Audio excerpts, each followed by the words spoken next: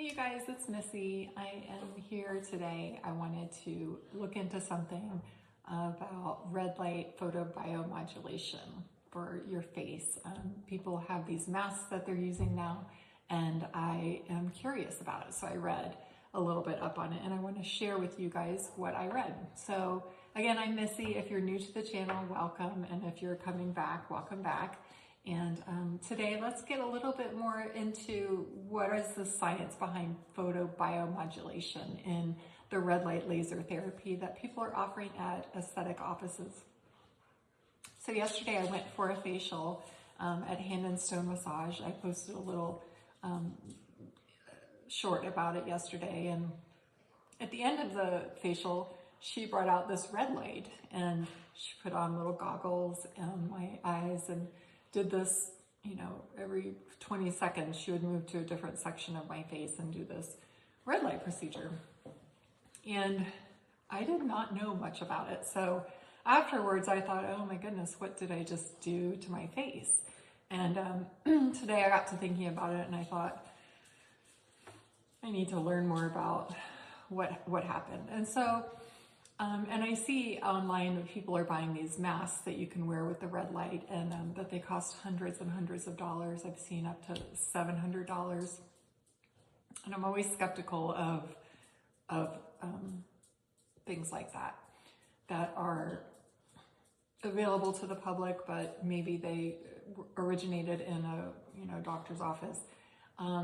So I looked up the term photobiomodulation, and I did find an article that's was a systematic research that was done, which is basically a collection of research up to a certain date, so that studies can build on top of it. So because otherwise it's all the research that people do on a topic are kind of scattered everywhere. And so a systematic approach to literature review is where they bring all the literature together on a subject and come to a consensus. Usually it's to create a clinical practice guideline.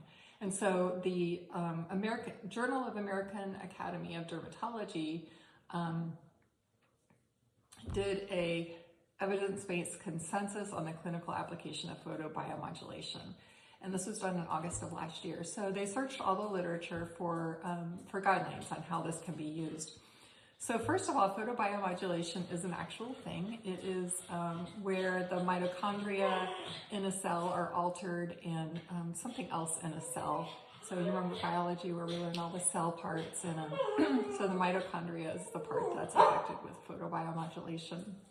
Penny, do you want to come say hi? Penny said, you want to come say hi?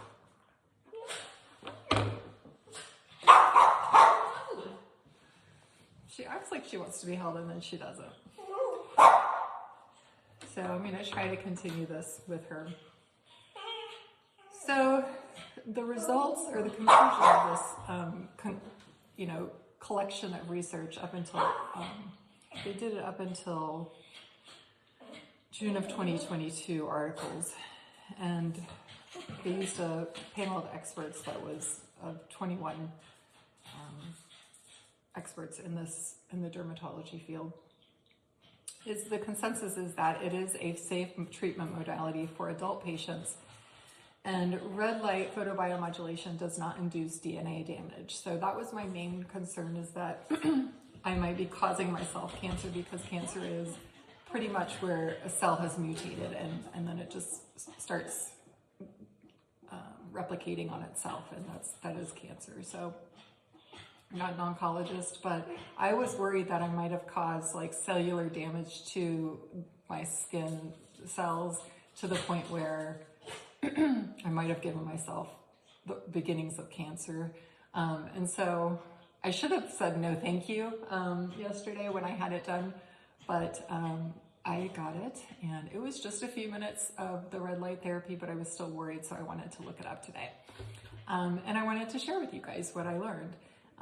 It says that it is safe for use in medical and aesthetic applications. So them using it at the Hand and Stone massage place yesterday is an aesthetic setting, and so it is appropriate to be used there. And then it is an evolving non-invasive technique. So ways it can be used are, it's an effective treatment option for peripheral neuropathy. So that's kind of like the numbness and tingling that people get when they have diabetes. And that's basically the capillaries of your body, which is the very end point of arteries and veins. Those capillaries are not as, they don't receive blood as well as they used to. So that is peripheral neuropathy. And it does cause the numbness and tingling on hands and feet in different areas of the body for people with diabetes. And so it says it's an effective treatment option for peripheral neuropathy, androgenic alopecia. So, you know, people who have loss of hair at a young age or at any point in their life that is, you know, unknown why. It can stimulate hair growth.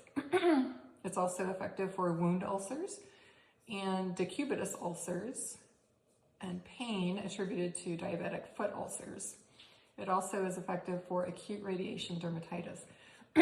So bottom line is that photobiomodulation red light therapy is a true actual thing. It apparently, from what it says here in the literature, it will not cause cancer. And it is safe to use. So if you've gone out and if you've bought the red light therapy mask for yourself, more power to you. I hope it gives you the youthful glow that you're looking for. I don't know if I'm going to do it again, but we'll see. It's, you know, we all have this one life and we're all going to die of something, right? So I just wanted to share that with y'all. It was something that interested me, and I hope that you learned something from this video. See y'all later.